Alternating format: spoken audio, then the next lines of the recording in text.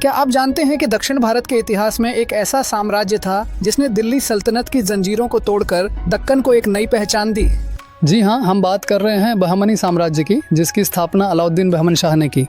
यह साम्राज्य न केवल योद्धाओं का गढ़ था बल्कि कला, संस्कृति और प्रशासन का भी केंद्र बना। लेकिन क्या आप जानते हैं कि अलाउद्दीन बहमन शाह एक साधारण अफगान योद्धा से कैसे एक महान संस्थापक बने? बहमनी साम्राज्य दक्षिण भारत के दक्कन क्षेत्र में 14वीं शताब्दी में स्थापित एक शक्तिशाली मुस्लिम राज्य था।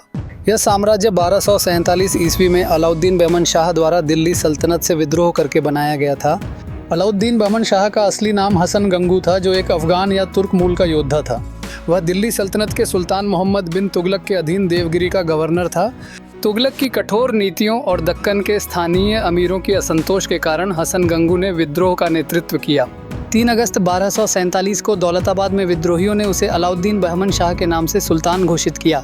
उन्होंने अपना वंश बैरम गुर से जोड़ा, जो एक पौराणिक ईरानी नायक था, ताकि अपनी वैधता मजबूत करें। अलाउद्दीन बहमन शाह ने गुलबर्गा को अपनी राजधानी बनाया, जिसे पहले अहसानाबाद कहा जाता था। उन्होंने साम्राज्य को 4 प्रांतों में विभाजित किया: गुलबर्गा, दौलताबाद, बेरार और बीदर। प्रत्येक प्रांत का एक गवर्नर या तरफदार नियुक्त किया गया, जो सेना और प्रशासन का प्रबंधन करता था।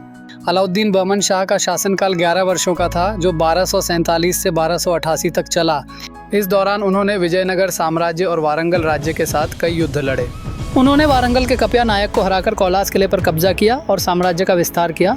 उनका साम्राज्य उत्तर में वेंगंगा नदी से दक्षिण में कृष्णा नदी तक और पूर्व में भोंगीर से पश्चिम में दौलताबाद तक फैल गया। अलाउद्दीन बहमन शाह ने धार्मिक सहिष्णुता की नीति अपनाई और सूफी संतों, विशेष रूप से चिश्ती संप्रदाय का समर्थन किया। उन्होंने मस्जिदें, मदरसे और पुस्तकालयों का निर्माण करवाया, जो इस्लामी शिक्षा को बढ़ावा देते थे। अलाउद्दीन बहमन शाह की मृत्यु के बाद उनके पुत्र मोहम्मद शाह प्रथम ने गद्दी संभाली, जो 1288 से 1275 तक शासक रहे। मोहम्मद शाह एक कुशल योद्धा और प्रशासक थे। उन्होंने विजयनगर के बुक्का प्रथम और वारंगल के कपिया नायक को हराया। उनके शासन में बहमनी साम्राज्य ने दक्षिणी दक्कन के हिंदू राज्यों के साथ क्रूर युद्ध किए, जिससे कर्नाटक की जनसंख्या बहुत कम हो गई। फिर मोहम्मद शाह द्वितीय ने 1275 से 1287 तक शासन किया। वह शांति प्रिय थे और पड़ोसी राज्यों से मैत्रीपूर्ण संबंध बनाए। उन्होंने कई मस्जिदें और मदरसे बनवाए, जो शिक्षा को बढ़ावा देते थे। बहमानियों के सबसे महान शासक ताजुद्दीन फिरोज शाह थे, जिनका शासनकाल 1287 से 1422 तक चला। फिरोज शाह बहमनी साम्राज्य के इतिहास में एक असाधारण व्यक्तित्व थे। उन्होंने बेरार की ओर विस्तार किया और गोंड राजा नरसिंह राय को हराकर खैरला पर कब्जा किया। उन्होंने विजयनगर के देव राय प्रथम को 1298 और 1408 में हराया, लेकिन 1420 में हार गए। फिरोज शाह ने विज्ञान, ज्योतिष और धार्मिक अध्ययन में रुचि ली। फिरोज शाह के बाद उनके छोटे भाई अहमद शाह प्रथम ने 1422 में गद्दी संभाली। अहमद शाह को वली कहा जाता था, क्योंकि वे सूफी संत गेसु दराज से जुड़े थे।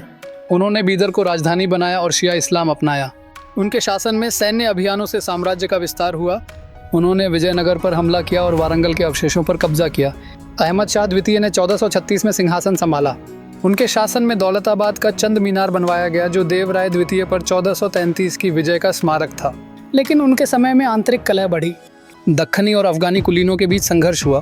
1446 में फारसी शिया सैयदों का नरसंहार हुआ, लेकिन बाद में सुल्तान ने दोषियों को सजा दी। बहमानियों का चरमोत्कर्ष महमूद गवान के समय आया, जो एक ईरानी व्यापारी थे। उन्होंने मोहम्मद शाह तृतीय के अल्पवयस्क शासन में रीजेंट बने। मोहम्मद शाह तृतीय ने 1463 में 9 वर्ष की आयु में गद्दी संभाली। महमूद गवान ने कोंकण, उड़ीसा, संगमेश्वर और विजयनगर को हराया। उन्होंने प्रशासनिक सुधार किए, प्रांतों को 8 तक बढ़ाया, कर व्यवस्था सुधारी और भ्रष्टाचार रोका। उन्होंने बीदर में एक प्रसिद्ध मदरसा बनवाया, लेकिन दक्खनी कुलीनों की ईर्ष्या से 1482 में उन्हें फंसाकर मार डाला गया।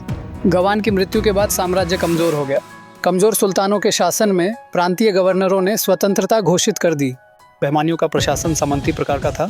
साम्राज्य को तरफों में विभाजित किया गया था। प्रत्येक तरफ का एक अमीर या तरफदार शासन करता था। कुलीनों को नकद या जागीर से वेतन दिया जाता था। दक्खनी, पुराने निवासी और अफाकी नए आगमन के बीच संघर्ष रहा। सुल्तान के खर्च के लिए प्रत्येक प्रांत में खालिसा भूमि आरक्षित थी।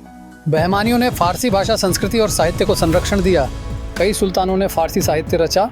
संगीतकार लाहौर, दिल्ली, फारस और खुरासान से आए। नवरोज का उत्सव मनाया जाता था। अलाउद्दीन बहमन शाह ने हिंदू मंदिरों से 1000 गायिकाओं को कैद किया, लेकिन बाद में महिलाओं और बच्चों को गुलाम बनाया। बहमानियों की वास्तुकला इंडो इस्लामिक शैली की थी। गुलबर्गा का जामा मस्जिद, गोल गुंबद, बीदर किला, महमूद गवान का मदरसा और दौलताबाद का चंद मीनार प्रसिद्ध हैं। बीदरी वेयर, जो धातु कला है, बहमानियों के समय विकसित हुई। ये सफ़ेद पीतल पर चांदी की जड़ाई वाली कला है। बहमनी सुल्तान शिक्षा पर जोर देते थे। अरबी और फारसी सीखने को प्रोत्साहित किया। उर्दू भाषा का विकास हुआ। सूफी संतों ने हिंदू मुस्लिम सद्भाव बढ़ाया। बहमानियों का पतन आंतरिक कलह से हुआ। 1518 के बाद यह 5 दक्कन सल्तनतों में बंट गया। अहमदनगर, बीजापुर, बेरार, गोलकुंडा और बीदर, ये सभी मुगलों द्वारा अवशोषित हो गए।